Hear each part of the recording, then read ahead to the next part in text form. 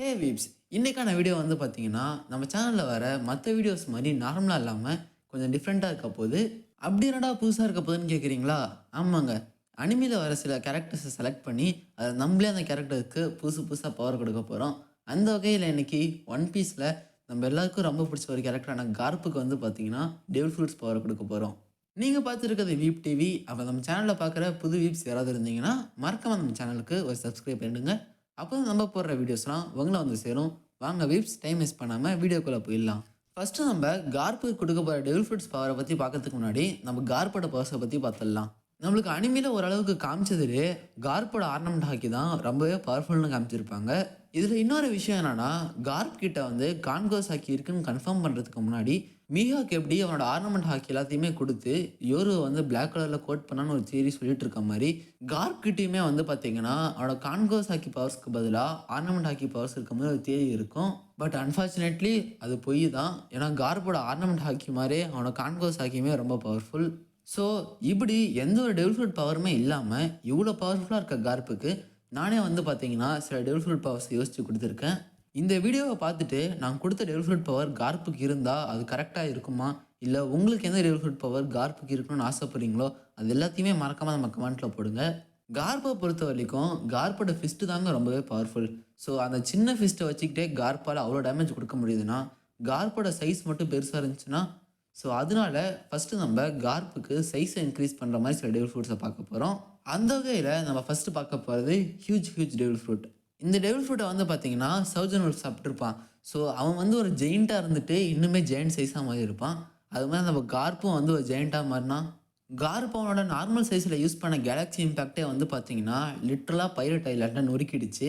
இன்னும் சௌஜன் உல்ஃப் அளவுக்கு இருந்துக்கிட்டு கேலக்ஸி இம்பேக்ட்லாம் போட்டால் அவ்வளோதான். ஆனால் இந்த வீடியோவில் வரப்போகிற மற்ற பவர்ஸை சூஸ் பண்ணுறதுக்கு பதிலாக நான் இந்த பவரை சூஸ் பண்ணலான்னு கேட்டிங்கன்னா மாட்டேன். நான் இந்த வீடியோவில் லிஸ்ட் பண்ணதிலே இந்த ஒரு பவரை மட்டும்தான் சூஸ் பண்ணுறதுக்கு ரொம்பவே கம்மியான பாசிபிலிட்டி இருக்குது. இதுக்கான காரணம், கார்ப்போட சைஸ் இன்க்ரீஸ் ஆனாலே ஆப்வியஸ்லி அவன் மேலே வாங்குகிற அட்டாக்ஸுமே இன்க்ரீஸ் ஆகும். அது மட்டும் இல்லாமல் நிறைய அட்டாக்ஸ் வந்து பார்த்திங்கன்னா ஈஸியாகவே கார்ப் மேலே விழும். அதே மாதிரி கார்ப்பால் ஈஸியாக அதை டாஜும் பண்ண முடியாது. இந்த ஒரு வீக்னஸ் வந்து பார்த்திங்கன்னா நம்ம கார்ப்பை ரொம்பவே ஒரு சிக்கலான சூழ்நிலையில் தள்ளி விட்டுடுது. நெக்ஸ்ட்டு பார்க்க போகிற 2 டெவில் ஃப்ரூட் வந்து பார்த்தீங்கன்னா நம்ம லாஸ்ட்டு பவரில் பார்த்த வீக்னஸை ஃபுல்லாகவே கம்மி பண்ணிக்கிட்டு பட் அதே அளவுக்கு ஸ்ட்ரென்த்தையுமே கொடுக்கக்கூடிய டெவில் ஃப்ரூட்ஸ். அந்த வகையில் ஃபஸ்ட்டு பார்க்க போகிறது மூச்சு டெவில் ஃப்ரூட். ஸோ பேரை கேட்ட உடனே தெரிஞ்சிருக்கும் இந்த டெவில் ஃப்ரூட்டை காட்டாக்குரி எப்படி யூஸ் பண்ணியிருப்பான்னு. நம்ம காட்டாக்குரி யூஸ் பண்ண மாதிரியே கார்ப்பும் வந்து பார்த்தீங்கன்னா 2 கைக்கு பதிலாக ஒரு 50-60 கையை வச்சுக்கிட்டு அடித்தா பைரட் ஐலாண்ட் என்ன லிட்டராக மொத்த மெயின் ஃபுட்டுமே வந்து பார்த்தீங்கன்னா அழிஞ்சு போயிடும். இதை நினச்சி பார்க்கவே ரொம்ப சூப்பராக இருக்குல்ல.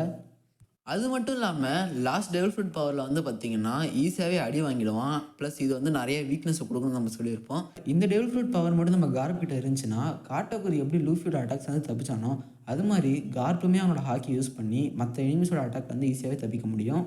இந்த பவர் பார்த்தீங்கன்னா நம்ம கார்ப் வந்து பைரட் ஐலாண்ட் போயிருந்தப்ப அவங்ககிட்ட இருந்துச்சுன்னா அந்த நிலமை எப்படி இருக்குன்னு மட்டும் லைட்டாக இமேஜின் பண்ணி பாருங்கள். கார்ப் ஈஸியாக ஷிரியோட அட்டாக்ஸ் அதை தப்பிச்சுட்டு ரிட்டன் ஒரு திரும்பி அவனோட தலையை பிடிச்சி ஒரே நஸ்கி இருப்பான். ஸோ இதே மாதிரி சிமிலர் பவர்ஸ் இருக்க இன்னொரு டெவில் ஃப்ரூட்டையும் பார்த்துடலாம். அது வேறு எதுவும் இல்லை, கோமுகமுனுமி. ஸோ நான் டெவில் ஃப்ரூட் பேரை சொன்ன உடனே தெரிஞ்சிருக்கோம் இந்த டெவில் ஃப்ரூட்டை உங்களுக்கே எப்படி யூஸ் பண்ணணும்னு. ஏன்னா இந்த டெவில் ஃப்ரூட்டை எப்படி யூஸ் பண்ணணும்னு சொல்லிட்டு ஒரு 1000 எபிசோடுக்கு மேலே நம்ம மெயின் கேரக்டர் நம்மளுக்கே சொல்லி கொடுத்துருப்பான். கார்ப் வந்து இந்த டெவில் ஃப்ரூட் பவரை நம்ம லூஃபி யூஸ் பண்ண மாதிரி யூஸ் பண்ணால் எப்படி இருக்கும். இந்த பவர்ஸில் அல்டிமேட் விஷயமே வந்து பார்த்தீங்கன்னா லூஃபியோட கியர் 5ல் வர பஜ்ரங்கி கன் தான். ப்ளஸ் லூஃபியோட கியர் 2 வந்து பார்த்தீங்கன்னா நம்ம கார்ப்புக்கு மூமெண்ட் ஸ்பீடையுமே கொடுக்கும். நம்ம இது வரைக்கும் பார்த்த டெவில் ஃப்ரூட்ஸ் எல்லாமே வந்து பார்த்தீங்கன்னா கார்ப்போட சைஸை எக்ஸ்டர்னலாக இன்ஃபியூஸ் பண்ணுறது. இப்போ பார்க்க போகிறது கார்ப்புக்கு சில பவர்ஸை கொடுக்குற டெவில் ஃப்ரூட். அந்த வகையில் நம்ம ஃபஸ்ட்டு பார்க்க போகிறது ஃபுஜிடோராவோட டெவில் ஃப்ரூட் பவர். இந்த டெவில் ஃப்ரூட் பவர் மட்டும் கார்ப்பிட்ட இருந்துச்சுன்னா அவ்வளோதான். ஏன்னா ப்ராக்டிக்கலாக வந்து பார்த்தீங்கன்னா இந்த டெவில் ஃப்ரூட் பவர் கார்ப்புக்கு ரொம்பவே சூப்பராக சூட் ஆகும். இதில் நான் ஒரு 2 விஷயத்த மட்டும் சொல்கிறேன், அது எப்படி இருக்குன்னு நீங்களே இமேஜின் பண்ணி பாருங்கள். ஃபர்ஸ்ட் ஒன் வந்து ஃபுஜிடோரா எல்லாத்தையும் பின் பண்ணுற மாதிரி கார்ப்பும் அவனோட டெவில் ஃப்ரூட் பவரை யூஸ் பண்ணி எல்லாரையும் பின் பண்ணிவிட்டு அவங்க அடிக்க போனால் எப்படி இருக்கும். செகண்ட் ஒன் வந்து யூஸ்வலாக கார்ப் பண்ணுற ஃபைட்டிங் ஸ்டைல் தாங்க.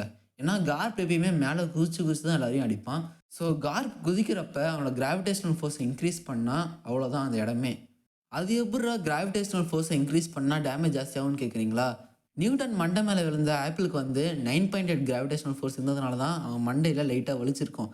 இதுவே ஒரு 100க்கு மேலே இருந்துச்சுன்னா நியூட்டன் மண்டை வெடிச்சு சதறிருக்கும். நம்மளும் ஃபிசிக்ஸ் படிக்க தேவைப்பட்டிருக்காது.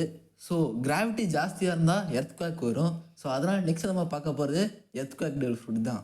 எர்த்குவேக்குங்கிறத விட ட்ரெமர் டெவில் ஃப்ரூட்னு சொன்னால் தான் நம்ம எல்லாருக்குமே புரியும். ஸோ அந்த டெவில் ஃப்ரூட் பற்றி பார்க்கலாம். ஸோ இந்த டெவில் ஃப்ரூட்டோட பவருமே வந்து பார்த்தீங்கன்னா பேசிக்கலாக நோ பிரெய்னர் தான். ஏன்னா ஒயிட் பீட் அடிக்கிறப்ப எல்லாமே வந்து பார்த்தீங்கன்னா அவனோட அந்த டெவில் ஃப்ரூட் பவரை அவன் கையில் இன்க்ளூட் பண்ணியிருப்பான். ஸோ இதே பிரின்சிபலை யூஸ் பண்ணி கார்ப்புமே அந்த ட்ரெமர் டெவில் ஃப்ரூட்டோட பவரை அவனோட வெப்பன்ஸ், அதாவது அவனோட ஃபிஸ்ட்டில் இம்ப்யூட் பண்ணால் அவ்வளோதாங்க. லிட்டரலாக நம்மளால் யோசிச்சே பார்க்க முடியாத டேமேஜ் எல்லாத்தையுமே கார்ப்பால் பண்ண முடியும். நெக்ஸ்ட்டு பார்க்க போகிற பவர் வந்து பார்த்தீங்கன்னா கேட்க லைட்டாக ஒரு மாதிரி ஃபிஷ்ஷியாக இருக்கும்.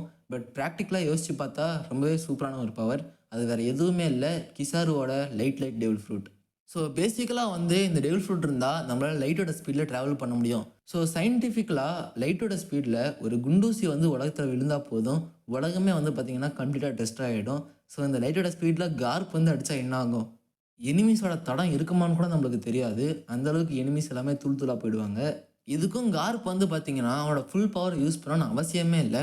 அவனோட பவர்ஸில் 0.1% யூஸ் பண்ணாலே போதும். ஜஸ்ட் அவன் யூஸ் பண்ணுற பேசிக் பஞ்சஸில் இந்த லைட்டோட ஸ்பீடை இம்ப்யூட் பண்ணால் போதும். நான் சொல்லவே தேவையில்லை, நம்ம நினச்சி பார்க்கறதுக்கு முன்னாடியே எல்லா டேமேஜும் நடந்து முடிஞ்சிருக்கும். ஸோ லாஸ்ட்டாக பார்க்க போகிற பவர் தான் வந்து பார்த்திங்கன்னா எனக்கு ரொம்பவே பிடிச்ச பவர். ப்ளஸ் யோசித்து பார்த்தாலுமே ஓரளவுக்கு ப்ராக்டிக்கலாக இருக்கும். அதுதான் ஏஜ் டெவில் ஃப்ரூட்.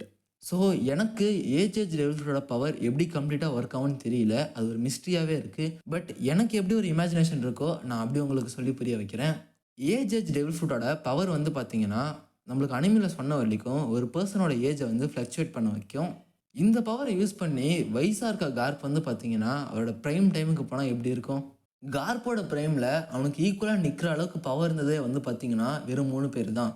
சென்கோக்கு, ராஜர், அப்புறம் செபெக்ஸ். இப்போ அவங்க 3 பேரில் யாருமே பவர்ஃபுல்லாக இல்லை. இன்ஃபேக்ட் அதில் 2 பேர் ஆல்ரெடி செத்தும் போயிட்டாங்க. ஸோ கார்ப்போட ப்ரைம் இப்போ வந்தால் இப்போதைக்கு எனக்கு தெரிஞ்ச வரைக்கும் அனிமேல யாராலையும் அவனோட ப்ரைமை கண்டெயின் பண்ண முடியாது. ஸோ அவ்வளோதாங்க. இது வரைக்கும் நான் சொன்ன பவர்ஸ்லாம் உங்களுக்கு பிடிச்சிருக்கான்னு சொல்லுங்கள். ப்ளஸ் நீங்கள் எந்த பவர்ஸை கார்ப்புக்கு கொடுப்பீங்க? அதே மாதிரி மற்ற எந்த அனிமி கேரக்டருக்கு இது மாதிரி பவர்ஸ் வேணும்னு சொல்லிட்டு மறக்காமல் கமெண்ட் பண்ணுங்கள். வீடியோ பிடிச்சிருந்தா மறக்காமல் லைக் பண்ணிவிடுங்க. இது வரைக்கும் நீங்கள் பார்த்து என்ஜாய் பண்ணது உங்கள் வீப் டிவி சைனிங் ஆஃப்.